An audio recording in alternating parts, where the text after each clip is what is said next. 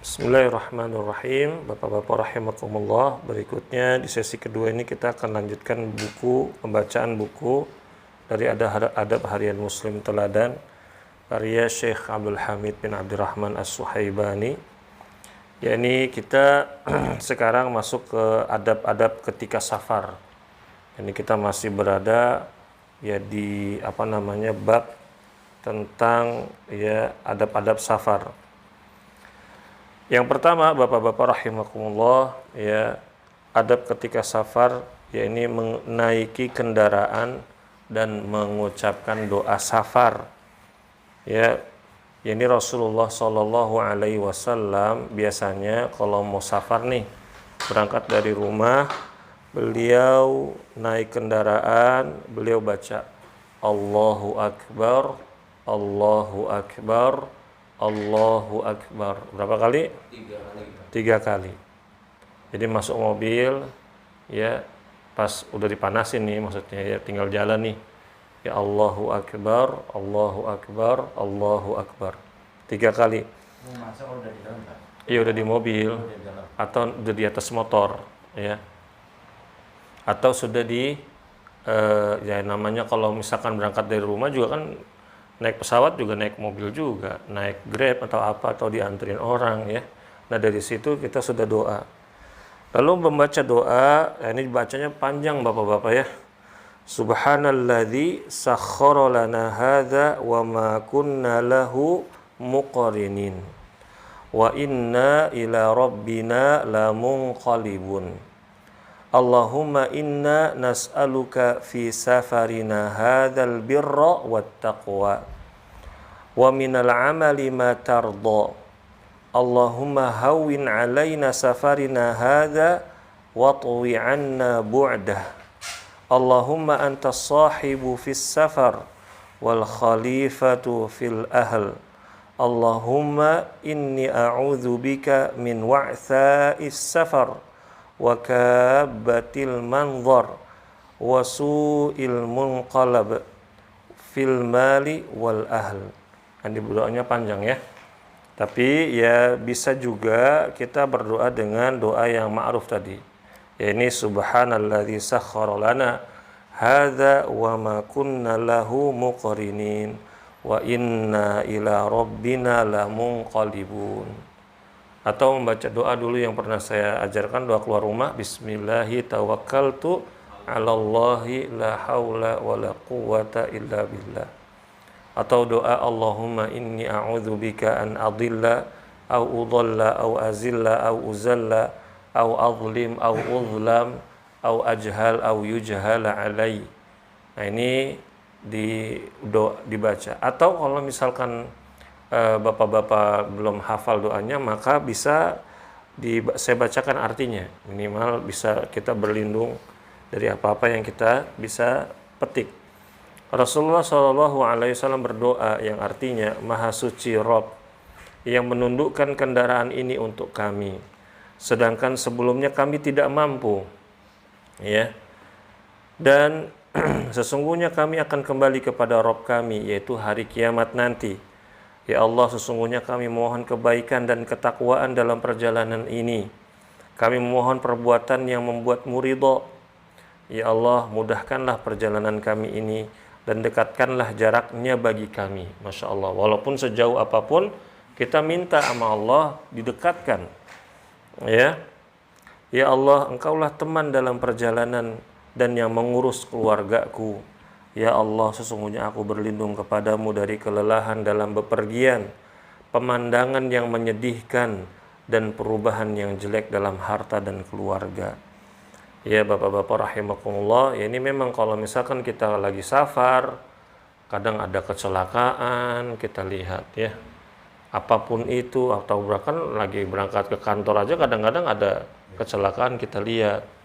Maka kita berlindung dari hal-hal seperti itu. Atau dalam hadis yang lain disebutkan, kana Rasulullah sallallahu alaihi wasallam idza safara yata'awwadhu min wa'tha'is safar wa kabatil munqalab wal hauri ba'dal kaur wa da'watil mazlum ya wa da'watil mazlum wa su'il manzar fil ahli wal mal. Jadi Rasulullah kalau lagi safar, bapak-bapak, beliau berlindung kepada Allah ya dari kelelahan ya, dari perubahan ya yang menyedihkan atau penampakan pemandangan yang menyedihkan atau kekurangan setelah kelebihan. Jadi doa orang-orang yang teraniaya, maksudnya ya namanya kita lagi di jalan, kadang kita berbuat hal-hal yang zalim, itu kita nggak sengaja, ya kita berlindung dari itu ya. Dan pemandangan yang buruk dalam keluarga dan hartanya, maksudnya adalah bapak-bapak kadang kita safar ya, kalau zaman sekarang kan semuanya serba mudah, mau ke luar pulau sudah bisa naik pesawat dalam hitungan hari bapak-bapak rahimakumullah ya. Kalau dulu beda kan, berhari-hari, berpekan-pekan, berbulan-bulan. Jadi mereka berlindung kepada Allah Subhanahu wa taala agar keluarganya dijaga ya. Biar istrinya tetap cantik, kasarnya begitu. Tidak ada perubahan. Biar hartanya juga tetap terjaga bapak-bapak rahimakumullah. Dan ini hadis sahih riwayat Muslim. Lalu adab yang kedua, bapak-bapak rahimakumullah, bertakbir ketika melewati jalan yang mendaki. Nah, ini biasanya kalau misalkan kita jalan ke pegunungan ya, naik curam, kita baca Allahu Akbar ya, takbir Allahu Akbar. Jangan histeris ngeliat tanjakan curam, tapi kita baca Allahu Akbar dan bertasbih ketika jalanan itu tuh turun. Subhanallah. Kasarnya nih kalau kita lagi jalan-jalan ke puncak, bapak-bapak rahimakumullah, nah sepanjang jalan ke puncak itu kita baca Allahu Akbar. Pulangnya subhanallah. Nah begitu, perbanyak baca doa itu. Dan ini sebagaimana hadis dari Jabir bin Abdullah radhiyallahu anhu, dia berkata, kunna idza sa'idna kabbarna wa idza nazalna sabbahna. Kami apabila dalam perjalanan ya, dulu para sahabat, kalau jalannya nanjak kami baca Allahu Akbar. Kalau jalannya turun maka kita membaca subhanallah. Dan hadis ini sahih riwayat Bukhari. Lalu bapak-bapak rahimakumullah, selama safar kita dianjurkan memperbanyak doa. Karena bapak-bapak rahimakumullah, Rasulullah Shallallahu Alaihi Wasallam bersabda yang artinya 3 doa yang pasti dikabulkan. Perhatikan bapak-bapak, ada 3 doa yang pasti dikabulkan dan tidak ada keraguan lagi tentangnya. Yang pertama, doa orang yang dizalimi. Lalu yang kedua, doanya orang yang sedang safar atau musafir. Lalu doa buruk orang tua kepada anak-anaknya. Hadis riwayat Ahmad, Abu Dawud, At-Tirmidzi, dan hadis ini sahih. Makanya bapak-bapak rahimakumullah, selama safar kita berbanyak doa. Jangan banyak tidur. Ya kalau minum antimo gimana Ustaz? Ya kan, ya pasti tidur, ngantuk berat itu ya. Maka ya kita perbanyak doa yang mudah. Ya Allah, misalkan lagi jalan, mobilnya udah tua, ya Allah di mobil udah begini, ya Allah ganti ya Allah yang baru, ya Allah. Boleh naik motor jauh, ya Allah udah kempes, udah bocor 3 kali nih ya Allah, kayaknya butuh motor baru nih ya Allah, udah mogok 3 kali ya Allah. Doa nggak apa-apa bapak-bapak rahimakumullah. Tapi yang penting adalah ya kita minta keberkahan dari harta tersebut. Doanya hafal nggak? Allahumma akthir mali wa waladi wa barik fihi, ya, atau wa barik li fi ma a'taitani. Allahumma akthir mali wa waladi wa barik li fi ma a'taitani. Ya Allah, perbanyaklah hartaku dan anak-anakku dan berikanlah keberkahan aku di atasnya atau padanya. Ya, begitu. Lalu yang keempat, melantunkan syair atau puisi. ya. Kalau di mobil jangan nyetel dangdutan atau yang lain-lain, musik disco lah atau lagu-lagu rock and roll lah. Ya. Kalau misalkan aduh Ustaz ngantuk Ustaz kalau dengerin Quran, ya berarti memang iman kita lagi down ya. Karena ini juga kita dengerin Quran nggak tahu artinya. Ya maka kita boleh dengarkan nasyid. Ya, nasyid itu ya lantunan-lantunan dalam bahasa Arab atau selainnya yang bermakna tentang isinya tentang ketakwaan, mengingatkan tentang amal soleh, tetapi tidak boleh ada musiknya, ya suara saja. Dan sekarang banyak bapak-bapak rahimakumullah. Itu kalau akapela boleh? Akapela itu apa ya Pak ya? Pakai mulut. Masuk. Saya pernah dengar ada salah seorang ustadz ya. Ustadz Sufyan Baswedan, kalau misalkan mulutnya bisa bersuara gitar, itu lebih baik dihindari. Atau bisa mulutnya bersuara suling, maka itu dihindari ya. Tapi ya wallahu a'lam ya, selama itu lebih dominan suaranya dibanding nada-nadanya, maka ya bagus, tidak masalah sih ya, selama kita nggak tahu bener-bener ini suara musik apa enggak nih. Gitu bapak-bapak, kan kita bisa bedain suara gitar, suara gitu ya, saya belum tahu deh ya, begitu. Tetapi ya memang ini boleh, tapi ya jangan sepanjang perjalanan juga ya, begitu ya. Kita harus banyak-banyak berbuat ketakwaan ya sepanjang perjalanan. Ini hal-hal yang sifatnya mubah sesekali boleh. Lalu yang kelima bapak-bapak, beristirahat ketika melakukan perjalanan. Ya, jangan enggak istirahat. Kalau ngantuk ya tidur, jangan dipaksa ya. Justru nanti mendatangkan mudorot. Udah ngantuk nih, udah melipir tidur, atau ya ngopi, atau melakukan usaha-usaha yang lain, stretching, peregangan segala macam. Ya, begitu. Nah, bapak-bapak rahimakumullah, berikutnya yang C, adab-adab setelah safar. Maksudnya setelah kita pergi safar jauh. Ya, yang pertama ini mengucapkan doa lagi. Masya Allah, doa terus ini Ustaz dari kemarin doa mulu. Ya itulah, seorang muslim, seorang mukmin hidupnya nggak jauh dari doa. Karena ya kita kan sering baca la haula wala quwata illa billah. Tidak ada daya dan upaya kecuali atas kehendak siapa? Allah. Dan kita harus banyak bergantung kepada siapa? Kepada Allah. Nah, di antara doanya adalah doa ya ayyibuna taibuna abiduna li rabbina hamiduna.